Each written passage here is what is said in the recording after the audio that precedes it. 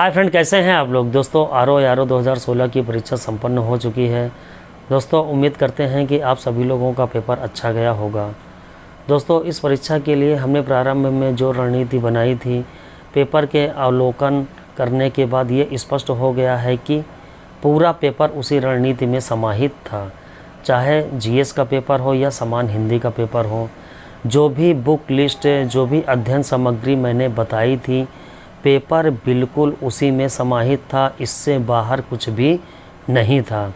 दोस्तों यदि आप लोगों को यकीन ना हो तो आप लोग एक बार पुनः पेपर का अवलोकन करिए और जो भी अध्ययन सामग्री मैंने बताई थी उससे आप लोग मिला लीजिए।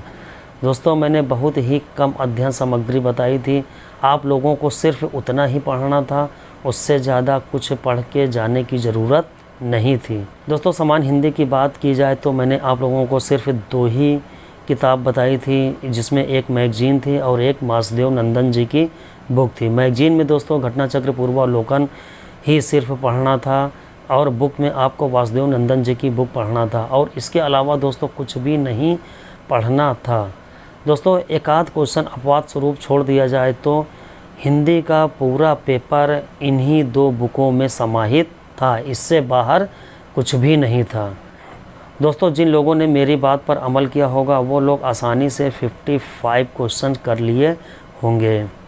दोस्तों समान हिंदी के पेपर में मैंने आप लोगों का एफर्ट काफ़ी कम कर दिया था। दोस्तों समान हिंदी पेपर में मैंने जिन टॉपिकों को कवर किया था उन टॉपिकों से लगभग 100% प्रश्न आए हुए हैं।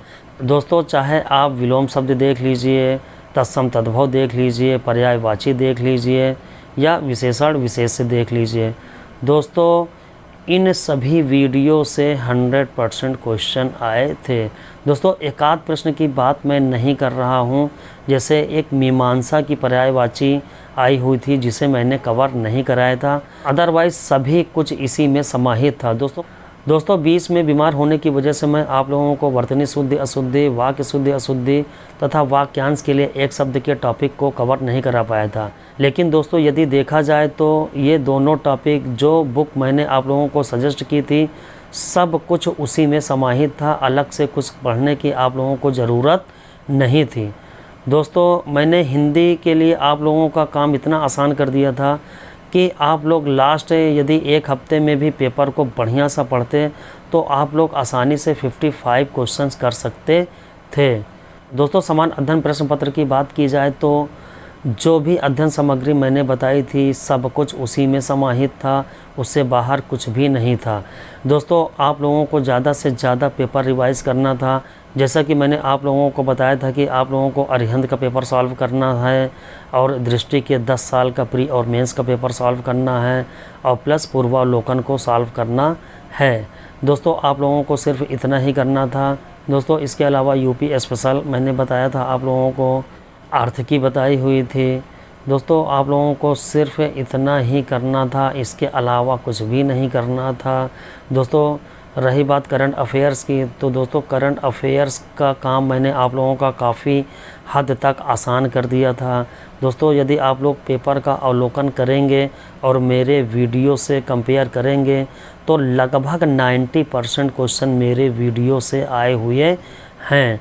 तो मैं आप लोगों से बार बार यही कहता आ रहा हूं कि आयोग ने अब प्रश्न पूछने का पैटर्न बदल दिया है। दोस्तों 1 लाइनर क्वेश्चंस अब नहीं पूछ रहा है, आयोग आपसे पूरी जानकारी मांग रहा है। दोस्तों यदि आप लोग ध्यान से प्रश्न पत्र का अवलोकन करेंगे और मेरी वीडियो से कंपेयर करेंगे तो दोस्तों ज़्यादातर क्वेश्चन जो मैंने नोट में लिखा हुआ था, इम्पॉर्टेंट चीज़ें जो मैंने नोट में लिखी हुई थी, ज़्यादातर क्वेश्चन उसी से पूछा गया है।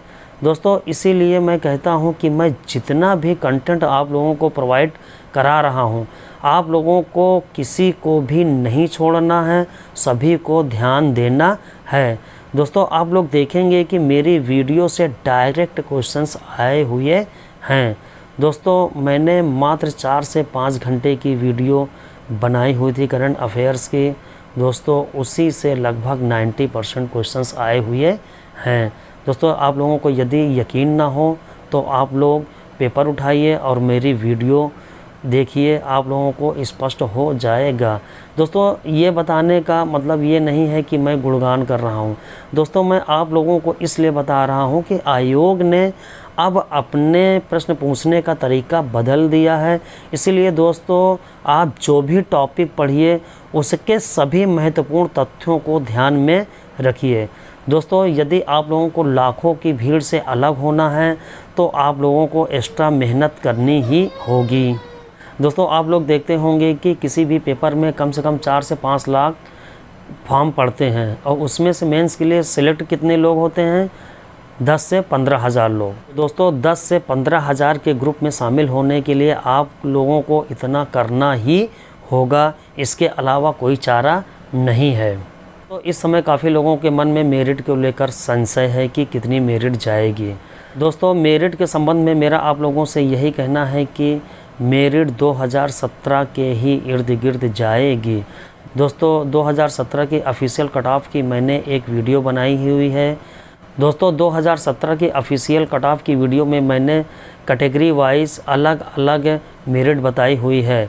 दोस्तों उसमें मैंने आरओ की अलग मेरिट बताई हुई है, एआरओ की अलग बताई हुई है। दोस्तों उस वीडियो में मैंने एससी, एसटी, ओबीसी, जनरल की कितनी मेरिट गई है, महिला की कितनी मेरिट गई है, सचिवालय लेखा की कितनी मेरिट गई है, हिंदी स्पेशल की कितनी मेरिट गई है।